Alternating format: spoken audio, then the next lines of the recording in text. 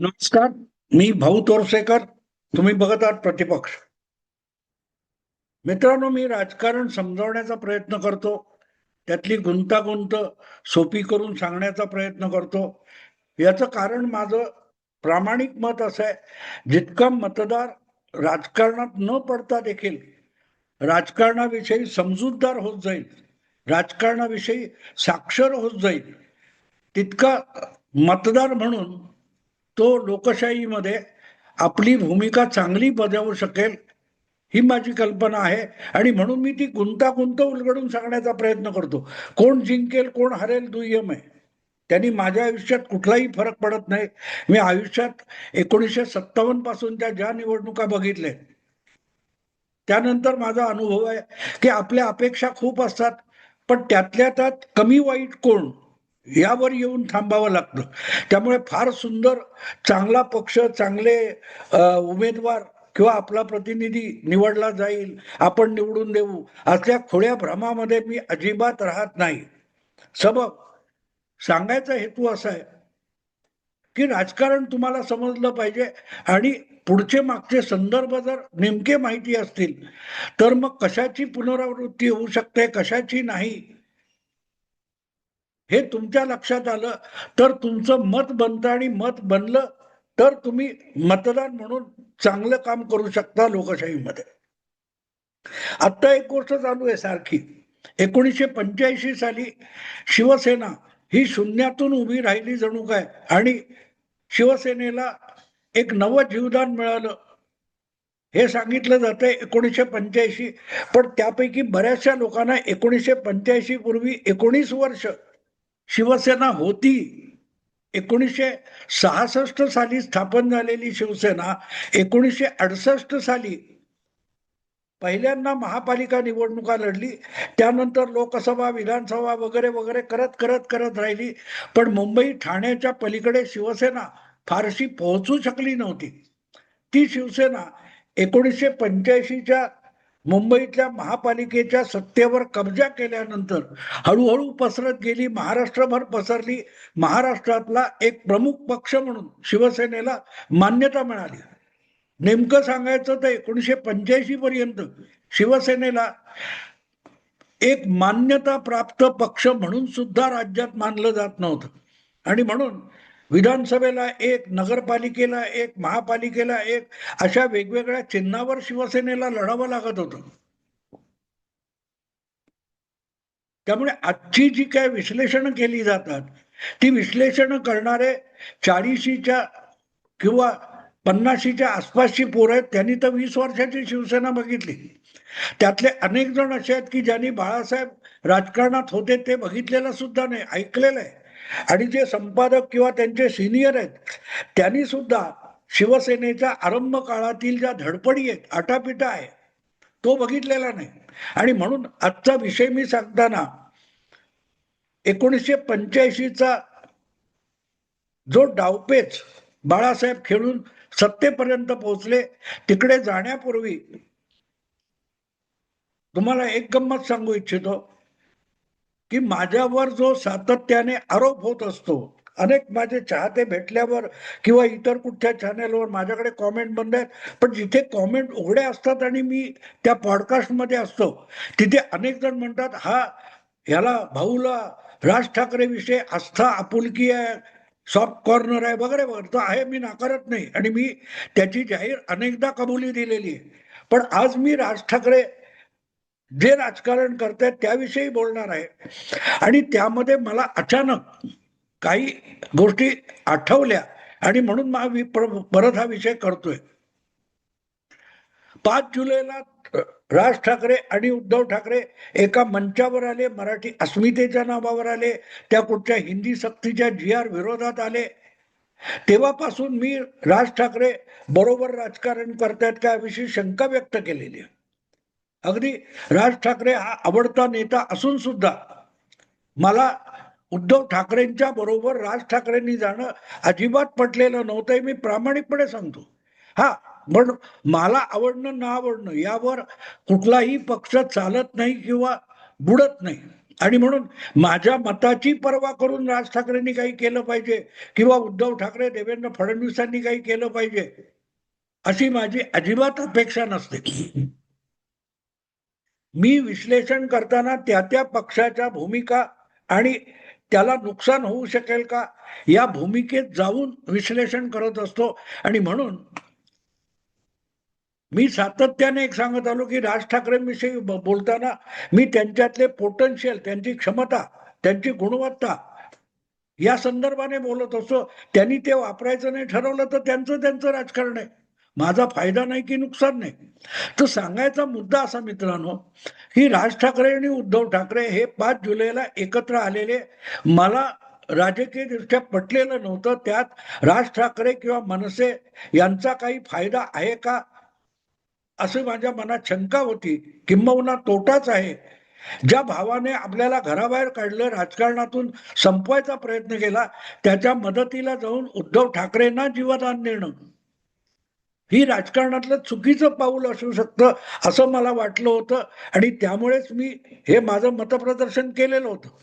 पण काल म्हणजे 30 डिसेंबर 2025 अचानक काही गोष्टी मला आठवल्या आणि मला वाटलं की राज ठाकरेंनी हा सावधपणे केलेला खेळ आहे का. तुम्हाला आठवतं मी परत परत राज ठाकरेंना भविष्य आहे असं सांगताना जे जे व्हिडिओ केले त्यामध्ये मी एक गोष्ट जुनी सातत्याने सांगत आलो की ज्यांनी 1966 1985 या आरंभीच्या 20 वर्षातली शिवसेना किंवा बाळासाहेब त्यांचं राजकारण बघितलेलं नाही, त्यांना राज ठाकरेंचा पक्ष संपलेला वाटेल तर ते स्वाभाविक आहे, कारण त्यांना पार्श्वभूमी आणि इतिहास माहित नाही. 1985 साली शिवसेनेला पुनरुज्जीवन मिळालं किंवा संजीवनी मिळाली. त्याच्या आधी म्हणजे पर्टिक्युलरली 75 ते 85 या कालखंडामध्ये शिवसेना संपली असं म्हटलं जात होतं. पण 85 नंतर शिवसेना जी बाउन्स बॅक झाली ती मुंबईच्या बाहेर पडून महाराष्ट्रभर दौडायला लागली आणि बघता बघता पुढच्या 5 वर्षात शिवसेना हा महाराष्ट्रातला 2 नंबरचा प्रमुख विरोधी पक्ष बनला. काँग्रेसच्या खालोखाल आमदार आणि संघटनात्मक बळ म्हणून भाजप सुद्धा शिवसेनेबरोबर आला आणि पुढल्या काळात दोघांनी मिळून महाराष्ट्रात राजकारण बदलून दाखवलं. पण एक गोष्ट लक्षात ठेवा की 1985 मध्ये मुंबई महापालिका एक हाती जिंकण्यापूर्वी 5 वर्ष बाळासाहेबांनी जे काय राजकारण केलं होतं त्याची फारशी चर्चा होत नाही. आणि म्हणूनच आजचा राज ठाकरे समजून घ्यायचा असेल, उद्धव ठाकरेंबरोबर गेलेला राज ठाकरे समजून घ्यायचा असेल तर मला असं वाटतं की 1980 ते 85 या कालखंडामध्ये बाळासाहेबांनी जे काय राजकारण पैत्रेबाजी केली, डावपेच खेळले ते अभ्यासले पाहिजेत. त्याच्यामध्ये राज ठाकरेंच्या आजच्या डावपेचांची काहीतरी झलक दिसते किंवा बाळासाहेबांच्या त्या डावपेचांची झलक आजच्या राज ठाकरेंच्या राजकारणामध्ये आहे का हा विचार माझ्या काळ डोक्यात आला. आणि मी चकित झालो की ही गोष्ट माझ्या लक्षात कशी आली नव्हती. ठाकरे बंधू, मनोमिलन, ठाकरे ब्रँड हे सगळं बोलताना एक महत्वाची गोष्ट माझ्या लक्षात आली नाही. याचं मला वैषम्य वाटलं आणि ती गोष्ट होती 1980 साली झालेल्या विधानसभेच्या निवडणुका. इंदिरा गांधी या आणीबाणीच्या राजकारणातून बाहेर पडल्या होत्या.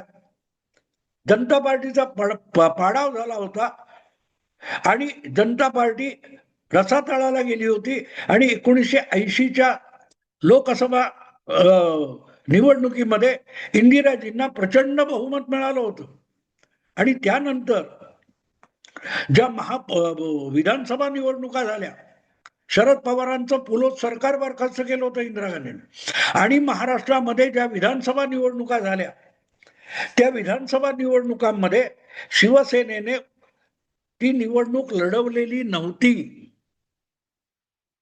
शरद पवार पुलोत सरकार पाडलं तरी पुलोत म्हणजे सगळ्या विरोधी पक्षांची आघाडी बनवून निवडणुकीच्या रिंगणात उतरले होते.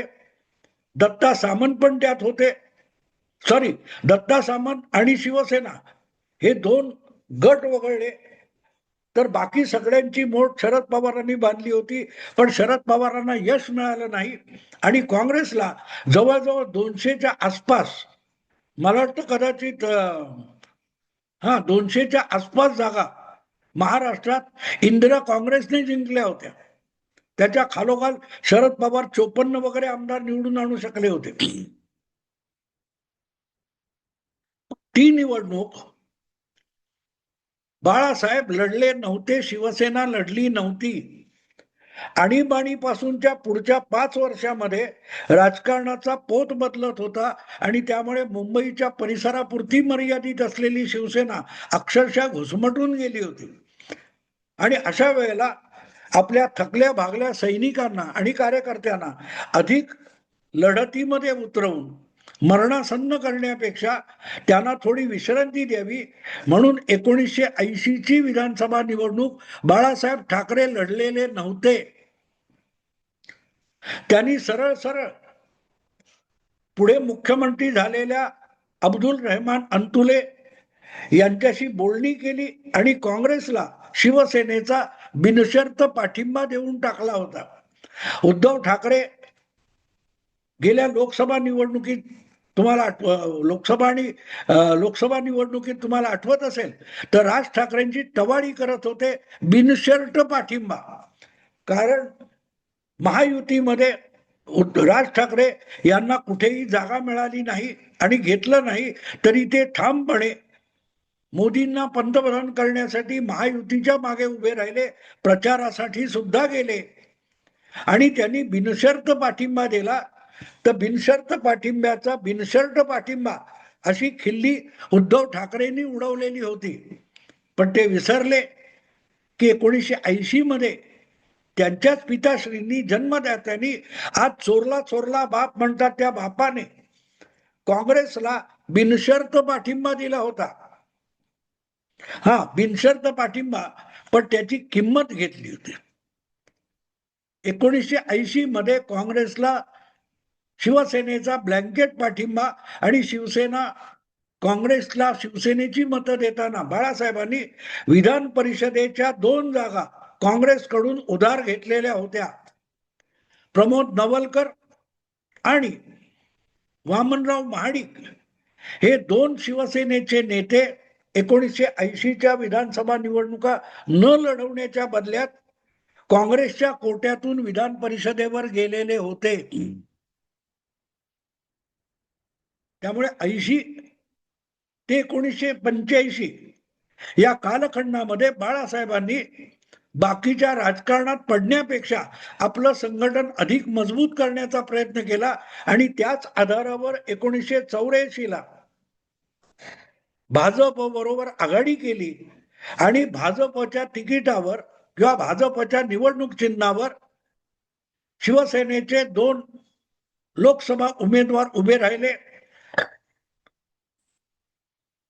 परत पराभूत झाले असतील, पण परत विधानसभा निवडणूक झाली काही महिन्यात आणि त्यामध्ये एक छगन भुजबळ निवडून आले.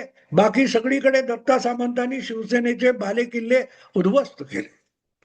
पण तरीही एका बाजूला हळूहळू निवडणुका लढवणं, कोणाला तरी बरोबर घेऊन लढवणं, हे करण्यासाठी आधी 80 पासून 85 पर्यंत बिनशर्त पाठिंबा देण्यातून बाळासाहेबांनी आपल्या कार्यकर्त्याला शिवसैनिकाला परत उभं केलं होतं.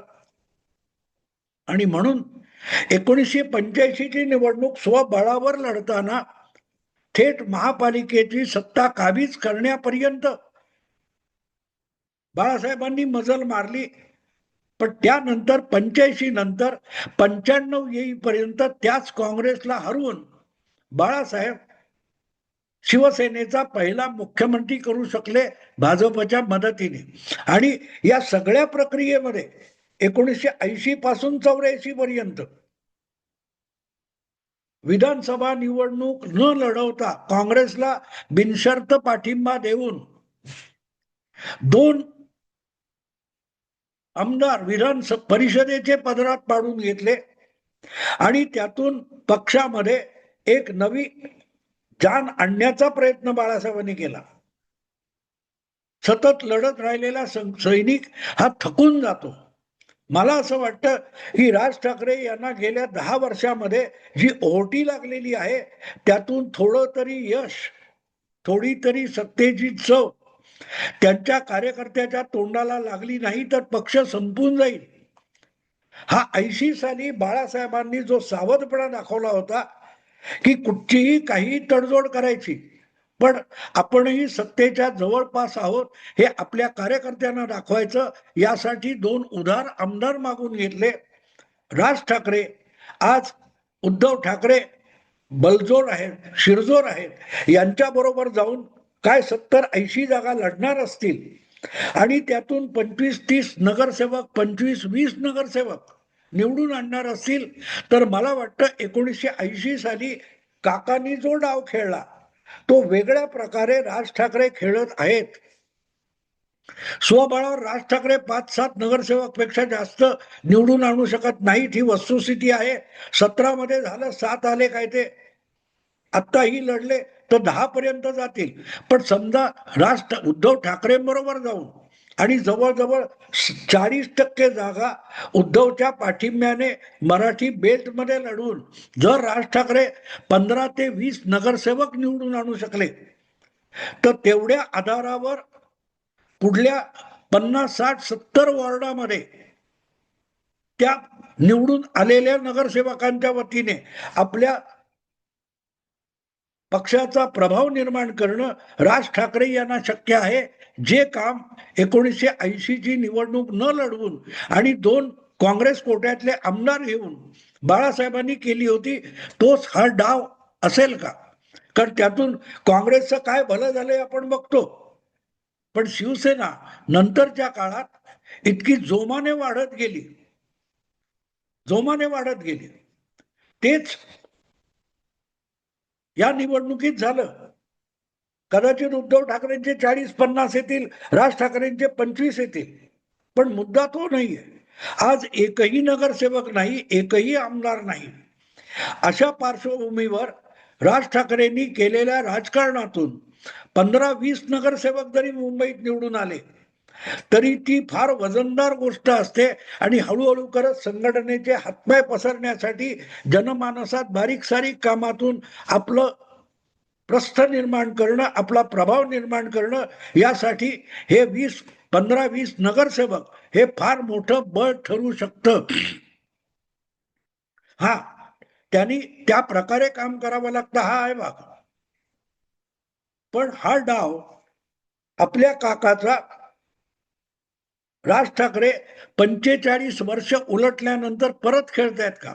अर्थात डाव कशासाठी असतो की अंतुलेंबरोबर आणि काँग्रेस बरोबर बिनशर्त पाठिंब्याचा डाव खेळलेले बाळासाहेब ठाकरे यांनी शिवसेना नव्याने उभी केली. 20 वर्षात जी मजल मारू शकली नव्हती ती शिवसेना 80 ते 85च्या काळात अशी उभी राहिली ही लोकसभा विधानसभा मार खाल्ल्यानंतर एक हाती महापालिका जिंकली आणि पुढे अख्ख्या महाराष्ट्रात घोडदौड सुरू झाली. आणि म्हणून मी त्याला डाव म्हणतो. ज्या काँग्रेसकडून 2 उधारीचे आमदार घेतले होते त्याच काँग्रेसला 15 वर्षानंतर महाराष्ट्रात पराभूत करून शिवसेनेने महाराष्ट्रात आपला मुख्यमंत्री आणला होता. आज उद्धव ठाकरेंबरोबर केलेली तडजोड आणि त्यामध्ये आपण अलिप्त असल्याचं दाखवणं, हा म्हणून मला राज ठाकरे यांचा डाव वाटतो. अनेकांना पटेल न पटेल, पण मला जे दिसते ते सांगितले. फायदा राज ठाकरेंचा होण्यापेक्षा, उद्धव ठाकरेंचा होण्यापेक्षा, उद्धव ठाकरेंनी अर्थातच तडजोड म्हणून चुलत भावाला बरोबर घेतले. काँग्रेस बरोबर नसेल तर राज्याच्या 7%, 8% मतांनी आपल्याला बहुमतापर्यंत जाता येईल, हे उद्धव ठाकरेंच्या डोक्यात असेल. पण 15-20 नगरसेवक आले तरी नव्या जोमाने पक्ष उभा करता येईल, हे माझ्या मते राज ठाकरे यांचा एक खेळी असू शकते. भविष्यात काय आहे ते 16 तारीख नंतर कळेल. आत्ता थांबतो. आवडलं लाईक करा, शेअर करा आणि प्रतिपक्षाला सबस्क्राईब करा. नमस्कार.